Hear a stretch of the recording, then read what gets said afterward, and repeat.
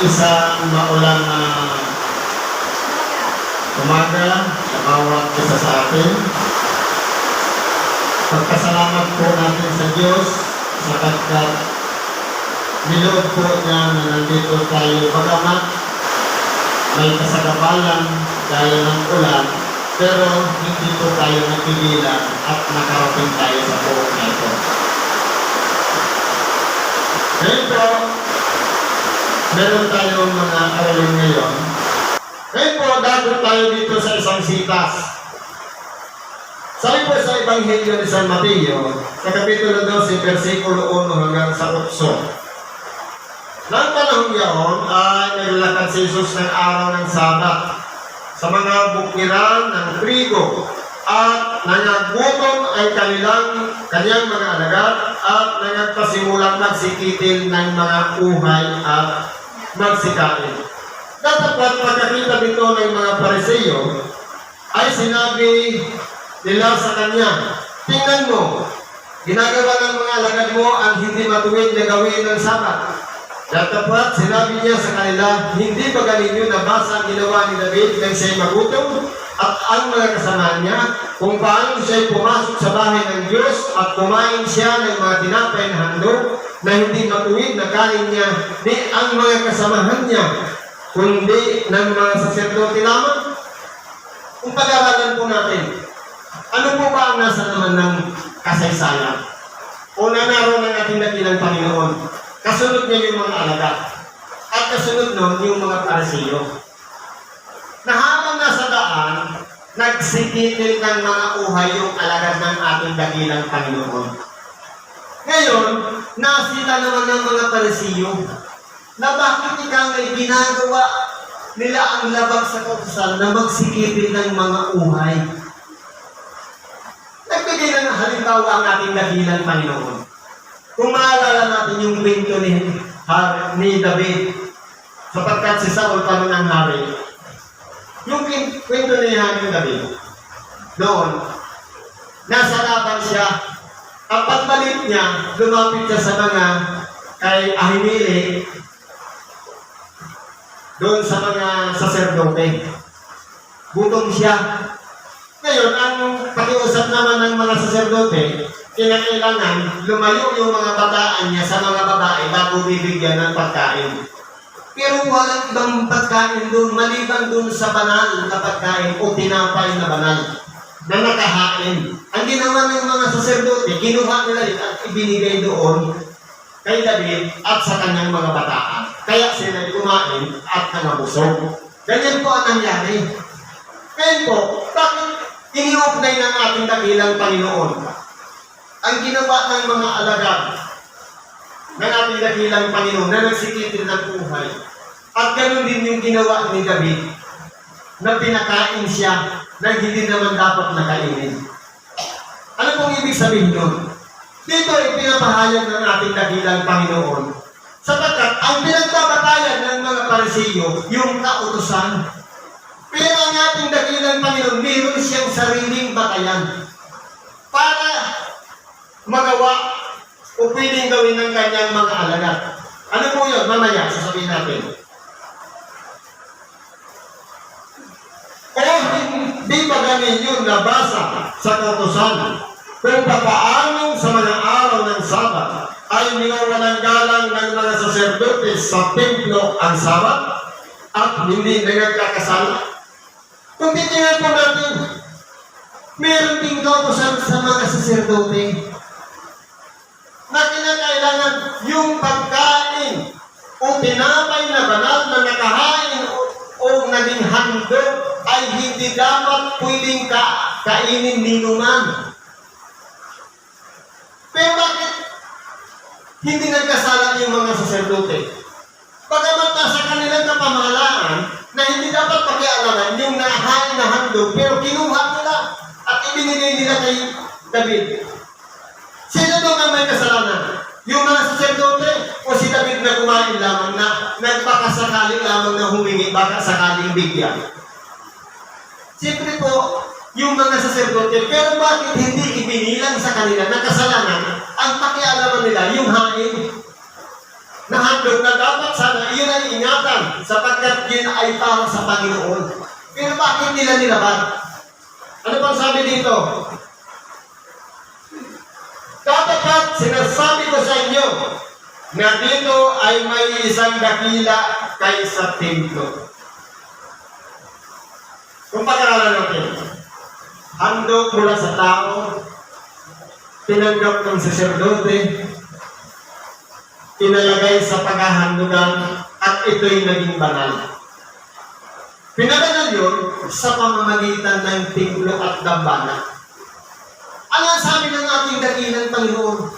Merong narito sa harapan nila na mas higit pa sa templo.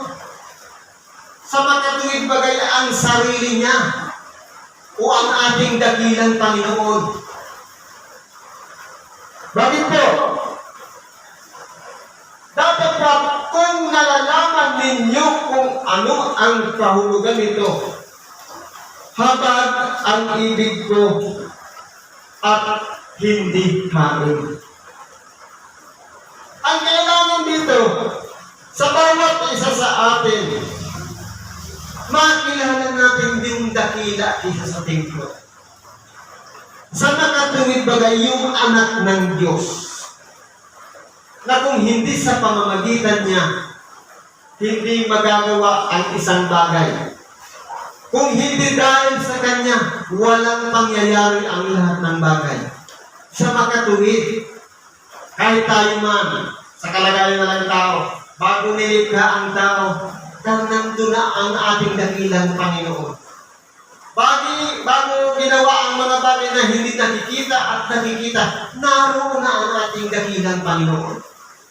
Sa makatuwid, ang kailangan ng ating dakilang Panginoon, ang tayo'y kahabagan, ang tayo'y kaawan, sapat hindi niya na po binarapat na sa pamamagitan ng sarili nating mga hain, mapagtawad na tayo ng ating mga kasalanan, kundi yung habag niya sa atin.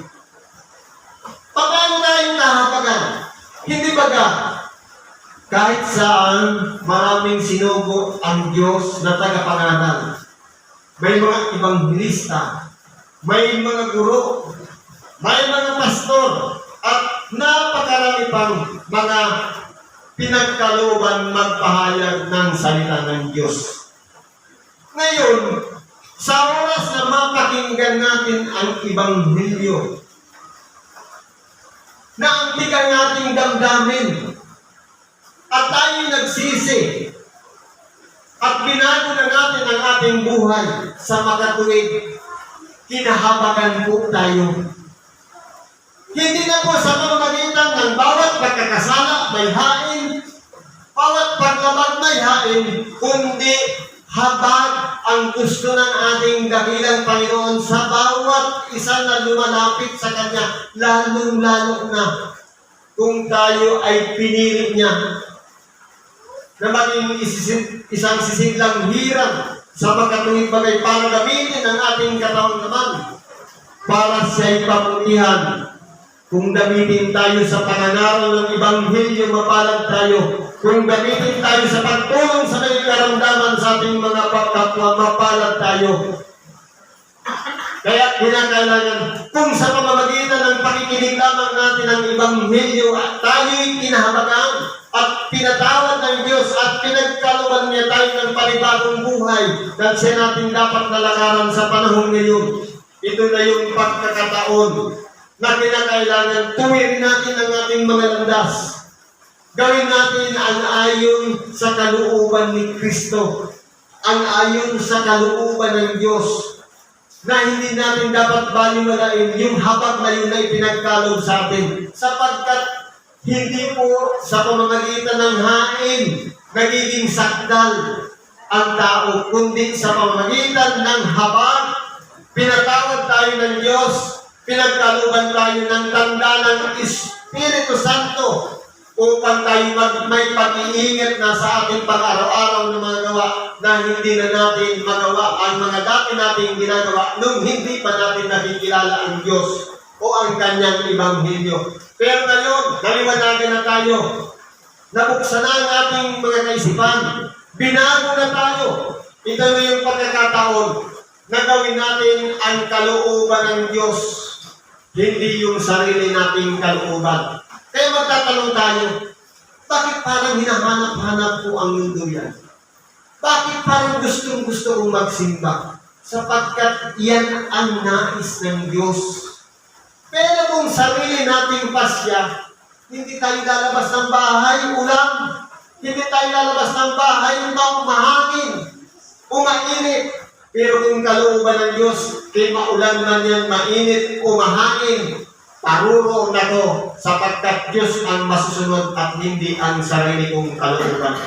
Kaya po, habag ang nais ng ating dakilang Panginoon sa bawat isa na nagbibigay ng pagkakataon na makilala siya sa makatuwid bagay ang kaluwalhatian ng ating dakilang Panginoon. Hindi niya na kailangan ng hain, sapagkat siya na mismo ang nagkaloob ng hain sa makatuwid bagay ang kanyang sarili na ipinapako niya sa krus at binilad sa kahihiyan ang kanyang sarili. Sa makatuwid, hubad siyang nakapako sa krus, tinanggap niya yun para sa bawat isa sa atin at pinatawad tayo. Ito na yung pagkakataon na dapat gawin natin sa ating mga sarili, sapagkat wala na pong natitira pang hain para magpapakumuli ang ating dakilang Panginoon sa makatuwid bagay doon sa naipako na. Hindi na po siya babalik para ipako na muli, para tumusin tayo sa pagkakasala, kundi ang kanyang pagbabalik ay paghuhukom. Ngayon, tatanungin natin ang ating mga sarili. Paano ba ang Diyos maghukom sa dami ng tao? Tayo ba ay mangangailangan pa ng huwes? Mangangailangan pa ng tagapagtanggol o taga-usay? Hindi na po. Sa pamamagitan ng Ebanghelyo na ating napakinggan, pumasok sa ating isip, pumasok sa puso, kasama doon ang Espiritu Santo. Ngayon, ang bawat paglabag o pagkakasala, nakasulat yun sa aklat ng buhay. Sa makatuwid, kung yung maliit na bagay lang hindi natin pinahalagahan, doon tayo hahatulan. Sapagkat, nang tinanggap natin ang Espiritu Santo, connected na tayo sa Diyos. Kaya ang bawat paglabag, may kahatulan. Kaya, kung hindi natin inaayos ang ating mga buhay at ginagawa pa rin natin yung sarili nating pagkatao, tayo po ang magiging kahabag-habag. Ano nangyayari sa uli? Panginoon, nangaral naman ako ng mabuting balita. Nagpagaling din naman ako may karamdaman. Anong sabi ng ating dakilang Panginoon? Magsilayo kayo sa akin, hindi ko kayo na nakikilala. Kaya, kilalanin natin si Kristo upang kilalanin din tayo. Pahalagahan natin yung kanyang kamatayan para pahalagahan din tayo. Sa makatuwid, kung takot tayo sa ulan, mas higit tayong matakot doon sa Diyos at sa Espiritu Santo na itinatak sa bawat isa sa atin, sapagkat hindi natin pwedeng sabihin, humingi na ako ng tawad. At ang tinitingnan ko kasi diyan, yung huling ginawa. Katulad ng pagpakamatay. Paano ba naging mabigat ang kasalanan ng nagpapakamatay? Sasabihin, Lord, forgive me, sa may tanong. Ano na una? Yung humingi ng tawad o yung paggawa? Ngayon, aaralin natin yan. Yung previous o yung nakaraan, baliwala ang mahalaga doon yung ngayon.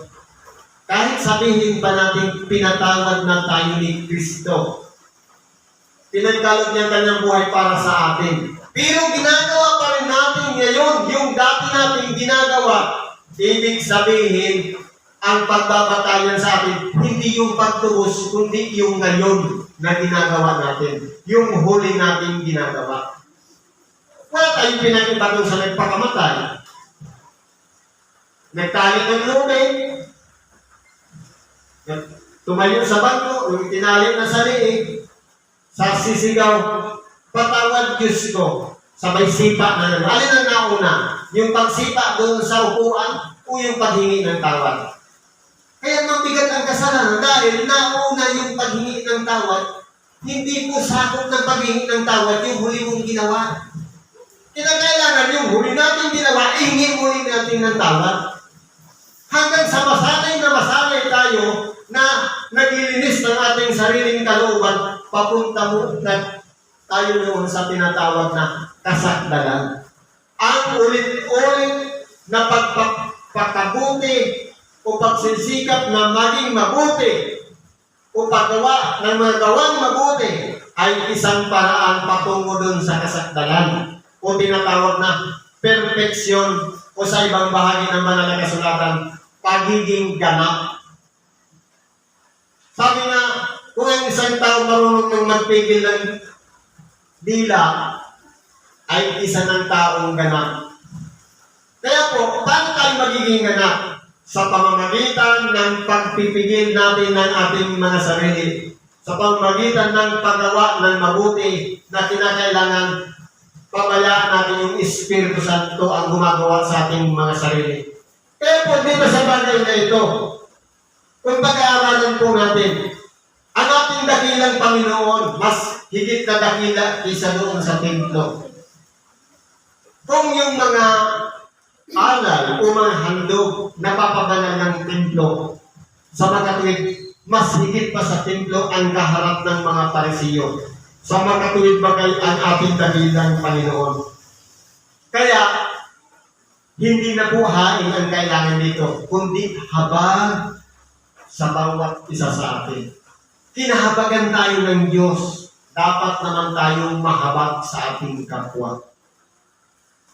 Kung tayo ay mula sa maruming kalagayan, pinatawad tayo ng Diyos, nilinisan tayo, kinakailangan manatili na tayong malinis.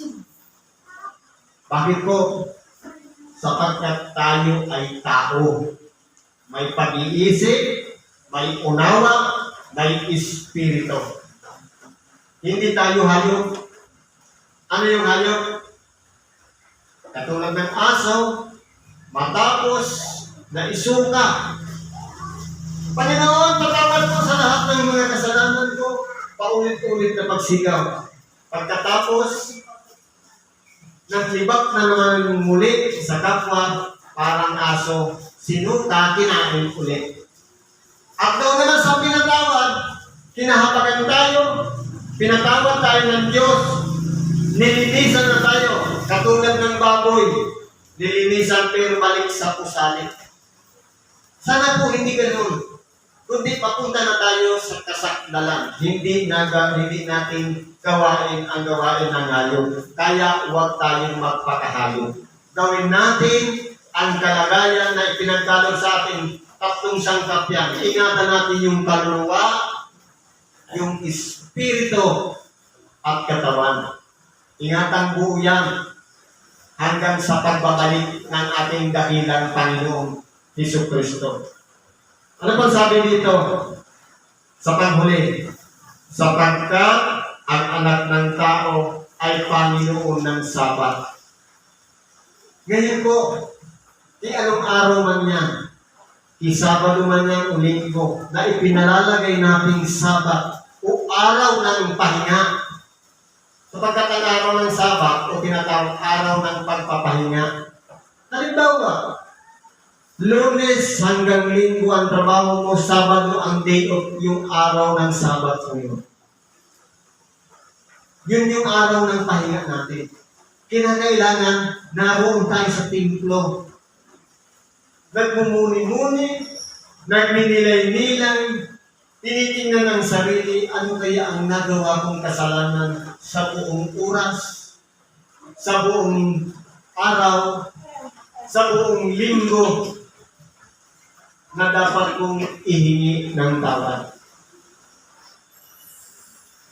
Ano po kaya ang mga dapat ko pang baguhin sa aking sarili upang hindi ko na magawa?